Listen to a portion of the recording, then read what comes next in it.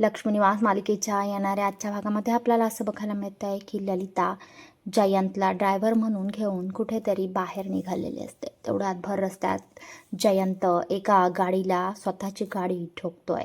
त्याच्यामुळे पुढचा जो ड्रायव्हर असतो तो जयंतला भांडू लागत असतो.